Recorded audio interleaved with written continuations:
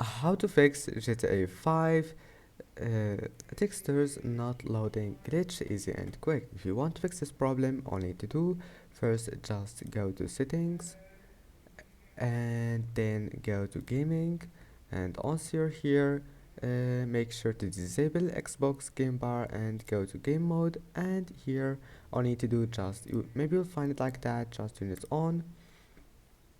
And now after that, don't try to open GTA 5, just right click on your desktop and go to NVIDIA control panel. Now just wait, and once you're here you will find use my preference and move it to performance and click apply, and that's it. Now your problem must be fixed, and that's it for this video. If you like this video, please don't forget to like and don't forget to subscribe, and thank you for watching this video until the end, and see you in the next video.